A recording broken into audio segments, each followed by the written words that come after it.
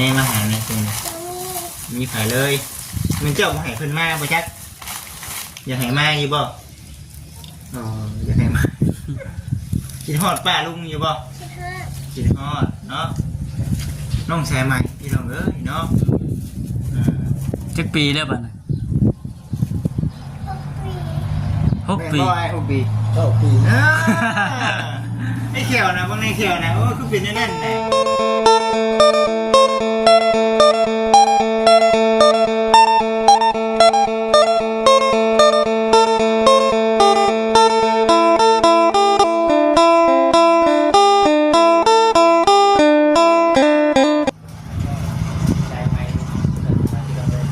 พี่น้อง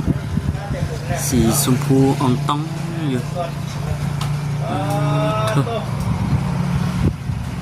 ผมมีเพื่อนไทยเราพี่น้องเนาะเพื่อนน้องใส่ไม้โอ้มาวันนี้เพื่อนสองหลังเลยพี่น้องเนาะเอาได้เพื่อนอีกเพิ่มเนาะทักทายสบายดีเด้อพี่น้องเด้อเนาะมาเยี่ยมมายามเบิ่งทั้งน้องใส่ไม้เพิ่นก่อนสายไหมใส่ไม้ต้องรอดเด้อ กินข้าวได้นี่ เพิ่งบ่ได้มา เฮ้ยเนาะมาพี่มาครับ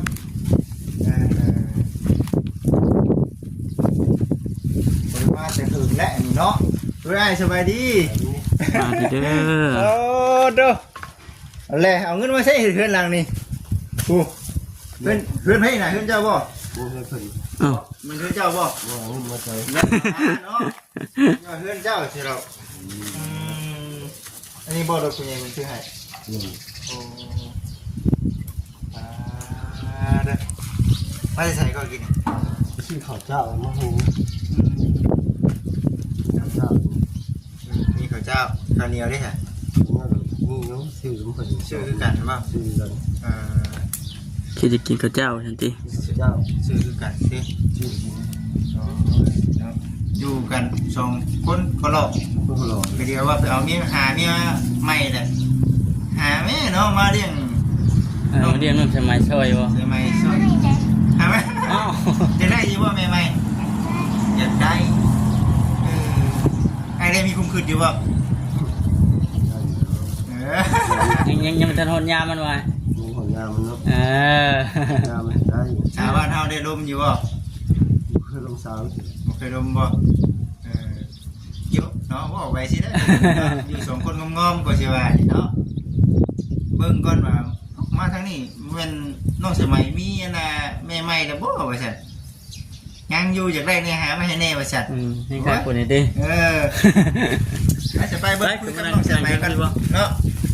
โอ้ยไปน้องสมัยเฮานั่งคุณไป นั่งนี่ก็ได้ แจ้งอยู่บ่นี่โอ้ยเอาล่ะเอาต้องต้อนเด็กๆหน่อยพอได้ดูกินเด้อลูกมีกินนี่แหละ ใส่ไม้ น้องสมัยได้บ่ความจริงแจ้งเนาะ แจ้ง ชื่อว่าบ่บ่นี่บ่จิตเนาะเพิ่นเนี่ย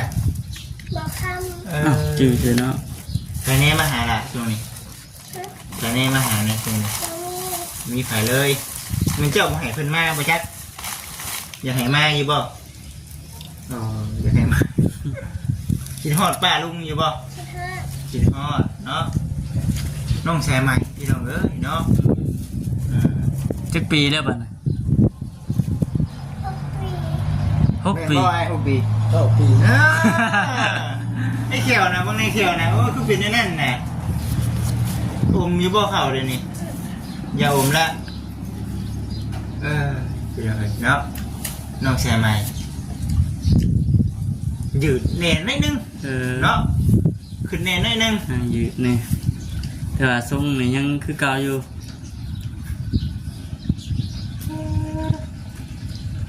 เจ็บป่ะน้องแซ่ใหม่เนาะมันมาจะหึงแล้วเนาะ FC หึงคือสีคิดฮอดหลายๆท่านคือสีจำชื่อกันได้อยู่เป็นยังไงเนาะ ผู้สาวตัวไหน ฮะ ผู้สาวเจ้า นี่คนไหนผู้สาวว่าออกไปมีผู้สาวนะ จะเห็นเมื่อใด ด้วยไหนเฮ้ยงามเหมือนบ่มีนาเพิ่นมานำเท่านึงเนาะเพิ่นเข้ากันเท่านึงอยู่เฮือนคือมีนาสิว่านะ เอมินา มีนา งามมาไหนเนาะเออ บนกับบัวลืมนะพี่น้องเลยเนาะให้ใหม่ๆเจ้าได้สิใหม่ๆเจ้าได้บ่มีดิเนาะ เขาเย็นปวดอะไรน้องเอ้าบาดนี่คักบาดเจ้าของไปเย็นไปถามพ่อบาดนี่เปิดขึ้นได้เนาะ ขึ้นได้เนาะ ไข่ห้าเศร้าอ่ะ เป็นไข่บ่ ทรงมือ บัดลงน่อง มันกินยังกินขนมลาย มาก็ไม่เนี่ย แต่ทางนี้ดิ ไอ้เนี่ยเลย จอยหญิงแล้วคนจอยยังจอยได้เนาะเข่ากับเบิดดิเข่ากับซื้อเอาแม่นบ่เข่าเหนียวกับซื้อเอายังก็เลยว่าโอ้ยมันมาแต่หึงแล้ว แล้วบ่ได้มา บ่ได้มีหยังหรอกเนาะก็เพียงแต่ว่าจะมาอัปเดต มาเยี่ยมมายามเบิ่งนี่ ปัจจุบันนี้อยู่เพื่อนแม่นบ่อยู่เพื่อนแม่นบ่ อยู่เพื่อนนี่แค่เห็นเพื่อนเขาเลย เป็นเพื่อนนี่บ่ อัพเฮ็ดน้ำเพิ่นบ่ ทำเห็ดน้ำเพิ่น ข้าเพื่อนเพิ่นนี่ก็เด็กแล้วที่ฟื้นน้ำเพิ่น พอได้ซื้อขนมให้ลูกให้เต้า ใช่นะ คนแรกวันนี้ถ้าเพิ่นมาเฮ็ดอีกได้สิได้ บริษัทของน้ำข้าชาวบ้านข้าไปชื่อบ้านเอาบ้านเพิ่น เพิ่นบอกเฮาแล้วก็แม่นเฮาก็ได้เฮ็ด เอาบ้านเลยเอาบ้านมา เดี๋ยวเฮ็ดนั่นเด้อเข้าบ้านให้ว่าซั่นติ เลย เอ้า ดีอยู่เนาะมันมีเวียกเฮ็ดอยู่ใกล้ๆนี่แต่ว่าบ่ได้เฮ็ดเรือนเฮ็ดหยังเด้บ่ได้นั่นบ่แก้อ้อยแก้หยังคือแต่เก่าบ่ เขาเบิดอ่อนแล้วยังจะไปให้หน้าจ้างเขา มีแต่เวียกไถหน้าเดี๋ยวนี้โอ้ ถ้าหน้าเช้าเลย เข้ามาไปไถหน้าเลยหาน้องใส่ไหมดิฮะ เอาไปนำเลย ไปน้ำไถน้ำอยู่บ่ไถหน้าน้ำอยู่บ่ ยังก็นี่ยิ่งกว่าทางมันทันจะหายมันตก เนาะ มีคน กินฮอดไผหลายที่สุดกินฮอดไผหลายที่สุด เอ้า กินฮอดภาษาว่าสันเนาะ กินอดไหมกินอดอีผอนะ แม่นั่นแหละเนาะ มันจะผอคนเดียว มีแต่พอผู้เดียวโอ้ ใส่ไหม พอ เนาะ แล้วว่าสันไปต้องเลยเนาะอยู่แบบนี้เนาะแต่ในเมืองก็ได้เนาะแม่นบ่งอมแงม เย็นเนาะ มีก็กินบ่มีก็ยาได้ส่งคนเนาะแม่นบ่ ถูกอีหาเลยบอก ก็เดียวว่าเดี๋ยว หาเลย หาดิเนาะมีกินมียาดิอย่าว่าด้วยเนาะอย่าว่าด้วยบ่มีก็หาแล้วเนาะบุกบืนไปไอ้ดอกช่วงนี้มันช่วงที่เขาช่วงดำให้ดำหน้าเลยได้เนาะ พอได้ใช่อยู่ บริษัทอยู่บัดช่วงแรกพุ่นบัดเบียกอย่างหน่อยได้บัด ไม่ใส่ บุญได้บ้าน ฮะ จัดรอดกันยัง บ่ ทำเห็ดเครื่องงานเห็ด ชูเรื่องที่เห็ดดอกเขาเราดูเห็ด เดี๋ยวเทิงก่อนนี่ ตะพัน อัน5,000พอได้ต้มกินว่าซั่น คือแพงเนี่ย เด็กกับปลูกอ้อย โอ้ซื้อเท่าไหร่ซั่น 3,000บาท 5,000 20,000นี่ ตะพัน 20,000 เมื่อกี้นี่5,000 เอ้ามันหลายห่อดิ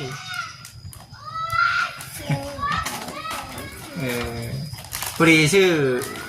ขนมมาแน่พี่น้องเนาะพอดีพ่อครอบครัวนั่นก็เลยว่าเอ้าแบ่งให้เลยเนาะแบ่งให้กับเจ้าน้ำแน่ผู้นั้นกับลูกกำพร้ากำพร้อยพ่อกำพร้อยแม่ ใช่ ใช่ เอาลูกของเจ้าตูนนั่นเด้ ยืนเท่ บ่จื้อพ่อ มัน จากพวก บ้านเดียวกันบ่กับอันนี้ บ้านเดียวกันนี่บ้าน ใกล้ฮั่นเวียดอะนะ พ่อ โอ้ ไม่เว้ยน่ะ เว้ยนะบอก แม่เว้ยหันแล้วผมกินเองเว้ยหันแล้ว เอาก็ต้องมาให้เยอะ แบ่งปันกันนี่แหละผู้นักผู้เด็กผู้หน่อยนี่แหละเนาะ สีตานี่นะบอก แม่นเนาะมันบ่จักหมาอย่างนี้เราไปฉีดอ้อยหรอกต้องฉีดยาหรอกตัวเรานะเดี๋ยวพระเจ้าป้ากันตีกัน หน้าไฟหน้าโฟมมันติ ใครบวม ขบวนแล้วพวกมันบอก แม่ คือเอาตัวใหม่ เอาไม้ได้เอาไม้ มีแต่คนเฒ่าเลี้ยงร้านบาทเนี่ยกินดิบบ่น มันไม่มีข้าวนะ ยังห้องยังใส่ได้เด้อ ต้มก่อน หาเฮ็ดอยู่บ่ทางน้องใช่ไหมได้อยู่บ่ ในนี้พอ ได้เฮ็ดเพาะเฮ็ดปวกได้สั่น บ่ได้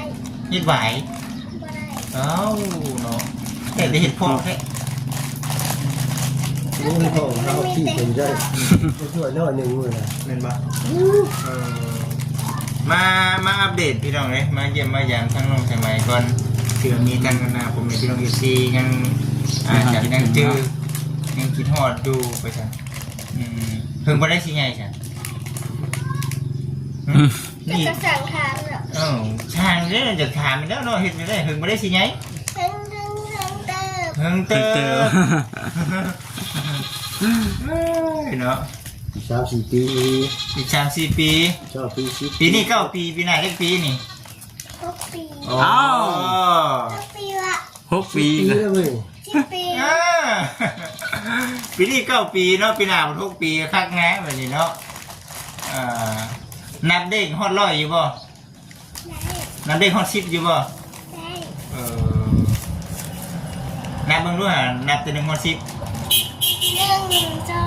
3 4 5 6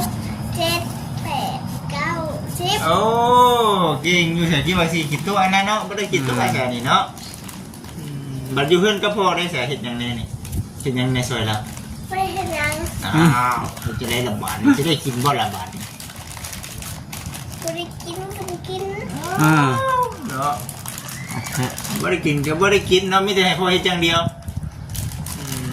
ว่าล้างถ้วยล้างบวงไว้ล้างบ่ ล่างนี่ได้แหละเด้อพ่อเอ้ยเฮ็ดหยังในมื้อนี้สิเนาะทางคณะน้องแซมใหม่เนาะ เบิ่งได้บ่ได้มาจ้ะคือปีเพิ่นเจ้าเฮาบ่ได้มาเนาะ ก็คือ ปีเพิ่นแหละตั้งแต่ ล่าสุดมีใครมาหา เป็นบ่เตียง มีไอเตียงเนาะ เฮามาช่วงยามแรกนี่ก็บ่พอเนาะ ทำบ่ค่อยพ่อได้ไปเซ่บ่ช่วงเด็ก ช่วงแรก โอ้ยเด็กโอ้ทุกมื้อ แม่นบ่ อยู่เฮือน มาจอดอยู่นี่มาจอดอยู่ โอ้ อ้าวน้องใช่ไหม ตัวนี้ดิ ผู้หน่อยดิ ไปโรงเรียน เดี๋ยวเฮียนช่วงนั้น โรงเรียนให้ได้โรงเรียน ตอนแรงมาเอง มาบ่แล้วพี่น้อยช่องรถเต็มแล้วก็มาเอากันเลย โอ้พ่อไปรับพ่อไปส่ง ไปเข้าผู้ช่วง ไปเองบ่ได้ก่อนเนี่ย ได้ เฮ้ยเฮียนกับบ่ได้ไกลไปเลย นี่เพื่อน เพื่อนอย่างงี้เนาะ ช่วงก็ไปแต่โอ้ยประเทศ ญาติ ว่า ญาติผู้บ่าวมารัดเอา มาเฮ็ดอยู่กินนี่นะจิ เข้าก็ส่งไปต่อติดตั้งไว้ ไป โอ้ ต่อ ต่อ อีกเนาะ เอาแล้วหน้าที่พ่อเนาะ ไม่เจอผู้หญิง คนเดียวต้องเล่นผู้เล่นพี่แน่แหละ นี่มันละเป็น10,000เลยดูโลกเลย ดูใหญ่ๆนะ 4 ตัน 5 ตันเลย อ๋อ เป็น10,000กีบ คีบบ่ได้ว่าจังไดเอารถคีบขึ้น คอยแล้วเบรกเอา แม่เอา แขึ้น เบรกระบาดนะโลกรถดูโลกเขาดิดูเลย เรือนี้ดิ 4 ตัน เรือเต็มเนาะ 4 ตัน 5 ตันเลยตัวนี้ บัดไปเลยเติม โอ้ตาเหลือง เพื่อจะได้เงินเขาเนาะช่วงยามเด้งเนี่ยขนาดนี้เนาะอาชีพเฮาเนาะ อ้อยหลักๆเลยคืออ้อย มันเบิดเลยก็แม่นข้าวหน้าปลูกอีก ปลูกได้ครับปลูกอยู่ป่ะ 71 ปลูกน้ำอยู่บน ปลูกไป ผู้ค้ำเหรอ หืม ผู้ค้ำ บอกห้ามบอกห้าม ผู้ค้ำ เคยเห็นอยู่บ่เออ เคยบ่ บ่เคยเห็นอืม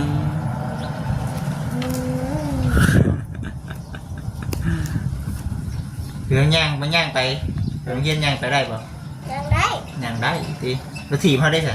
บ่มี อ้าวไม่โพลชื่อให้ บ่มีเงิน มันมีเงินบ่ ซื้อรถไฟฟ้าเลย ว่าจะขี่บนเป็นนอกรถไฟฟ้าเนี่ยขี่เป็นยี่บ่รถไฟฟ้า ขี่เป็น เคยขี่ยี่บ่น่ะ เคย ขี่ เขาขี่ ขี่ทั้งเขาแต่ขับบ่เป็นเนาะแม่นบ่ เขาเป็นครึ่งได้ ขับเป็นครึ่งได้ เขาอยากได้รถถีบ รถถีบปั้นเอานี่เนาะว่ะมึงเป็นรถถีบไฟฟ้า เนี่ย เอารถถีบไฟฟ้าเอาสียัง เอาสีชมพู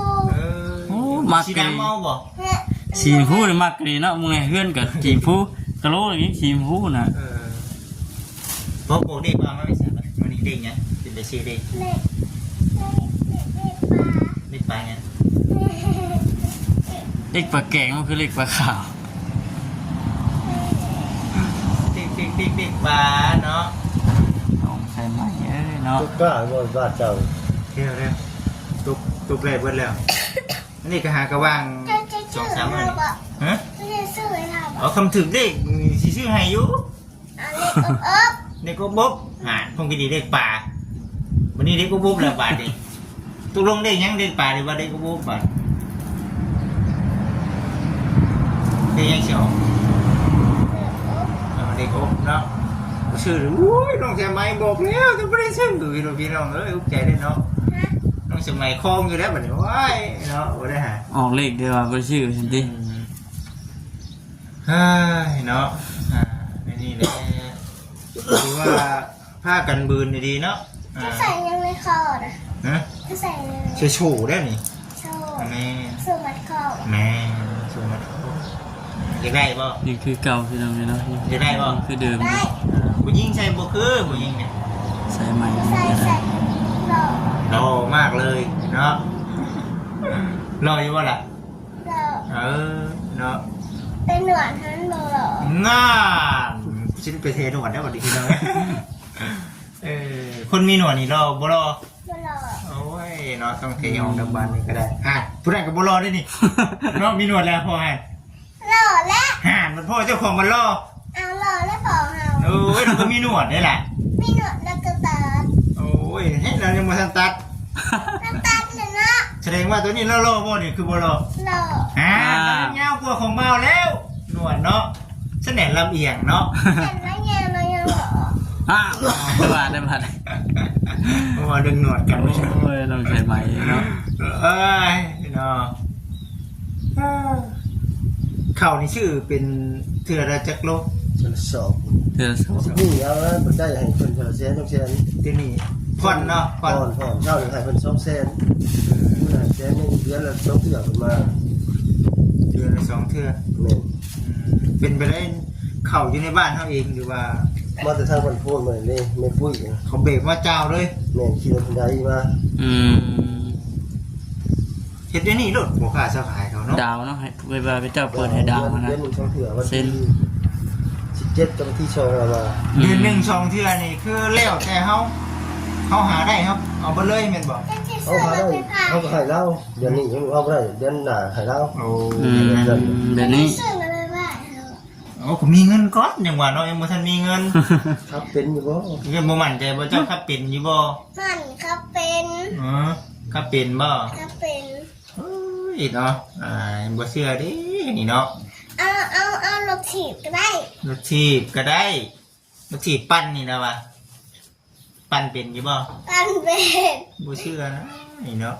ปันเป็น เออ แล้วพอเตรียมมาสื่อมาให้ท่านยังกินเป็น ไปทางไหนเลยค่ะ มันเพ เห็นได้คือพี เดี๋ยว หลัก3หลัก4เพลง เด็กน้อยเนาะ ยังบางๆเลยนี่นะก็ขี่คนเดียว F3 อัดสามอ่ะ มาสร้างในเด็กน้อยเห็นรถแบบอุ้ยกูขี่น้ำแน่ ห่างเลยเนาะ กูขี่น้ำแน่นะอยู่เป็นอย่างนี้ ซื้อมาให้เลย โอ้ได้ยินเสียงก่อนได้ยินเสียง เด็กปลา พวกนี้เด็กกบพี่เราไงประเด็กไปเดี๋ยวบาทนี้เนาะ จะถึงเลขกูแล้วถึงเลขเลยสิ จะซื้อเด็กปะ แล้วว่าหยอกเจ้านี่แล้วเนาะจะซื้อรถผ้าแบบ โอ้มีเงินบาทชื่อรถไฟฟ้ามาให้ รถระวังรถยังว่าร ถยูเด้อบาทชื่อรถยูมาให้รถนี้น้อย รถยังรถยัง รถนี้น้อยนี่รถของนี้น้อยดินนะมาให้เจ้ายูเนาะมีเงินได้ใช่รถยัง รถยูเอา รถเด็กน้อย รถเด็กน้อยนะ รถลูก ให้เจ้ายูไปโรงเรียนดิเป็นเนาะอันนั้นงามๆเบิ่งลูกฮะงานเลยเป็นยังไงเนาะอยากให้ FC มาหาอยู่บ่ ใครมา เดี๋ยวเนาะซีบริคำมาเยี่ยมมายามเนาะ ได้ ใหญ่เป็นชาวมาในสิเฮ็ดหยัง ฮะ ใหญ่บัดใหญ่มาได้สิเฮ็ดหยัง ชีวิต ใหญ่มาได้สิเฮ็ดหยังเนาะใหญ่มาชีคล้ายเครื่อง ขายเครื่องอยู่ไสขายอยู่ไส คล้ายอยู่นี่แหละ ขายอยู่นี่ อยู่ อยู่ในห้างขายเครื่องเดี๋ยวมีห้างขายเครื่องบ่ มีห้างขายเครื่อง มีห้างขายเครื่องก็เหมาะแล้วได้ เป็นรถให้เขาพร้อม เลย ทักนั้นนำบันนี่เนาะใหญ่มาสิเป็นแบบนั้นแม่นบ่เดี๋ยวใหญ่มาไปหาเงินอยู่ไทย เลยหาเงินโดยใช้เลยมาหาซื้อหาพอเลี้ยงพอ เพียงพอบัด แล้วก็ตอบแทนพอเงินเลยพอ โอ้ตบแทนนี่พอเอาเงินนี่พอ เลย โอ้ให้เท่าไรเงินนี่พอ หาล้าน โอ้เนาะให้ได้เด้อเด้อน้องนั่นเจ้าของก็เบิดเลยแม่นบ่ มันเบิดกลับไปหาใหม่ เอาไทยกันพี่น้องเนาะเอาอยากว่าหัวว่านอนมวนกัน มาหยอกน้องกันนะสายใหม่เนาะ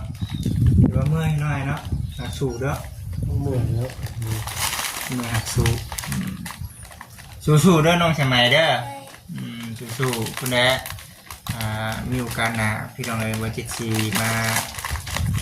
เยี่ยมมายามทางน้องใช่ไหมเพิ่นบริมาแต่หึงเลยเจอทาง24เพิ่นพี่น้องที่เชิงยัง24เริ่มน้องใช่ไหมแล้วว่าซั่นเนาะ ยังคือเก่าเนาะสมัยเนาะ ยังเว่าเก่งคือเก่า เก่งคือเก่า เขามาหาเลย หืม เขาก็มาหา เจ้ามันเจ้าบ่ได้ดื้อแล้วว่า เออ บ่ได้ดื้อเนาะบ่ได้ได้สมมุติว่าจังไดกันคนมาหานี่ แอปซีมาหาน้องใช่ไหมแน่ ไม่สมัยกี่ฮอดเดี๋ยวฉัน น้องใช่ไหมคิดฮอด บ่เด้อบ่สิ แอ๊กแอ๊ก เนาะนั่นแหละมีแต่ผู้ใดโอกาสหน้าก่อน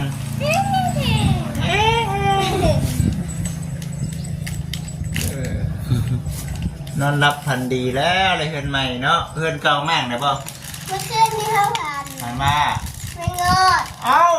ดีมีงอดบ่สิออกเนาะคือบ่ผันหินมีงอด เอาละ ทุกคนเลยคนดำครับ ถามมาไม่งอดต่อโอ้ยเนาะเนาะนั่นแหละซะเด้อผู้ใดบ่สิมาเยี่ยมมายามเด้อสิเขามาหาปานนี้พี่น้องเอ้ยเนาะนี่คือไปบ้านนายสิงห์ เราพวกทางนี้กันพี่น้องเนาะฝนก็ลื่นอันเพื่อน ใกล้กันครับบ้านนายสิงห์เลยก็เดี๋ยว สีนี่ยังบ่ตกจักดีสีชมว่าของแท้นี่พี่น้องเนาะ มาหาก่อน สีติดทนทานดี วันนี้ก็ได้ โอเคพี่น้องเนาะสำหรับพี่นี้ก็มีที่จบคลิปกันเด้อเนาะสบายดี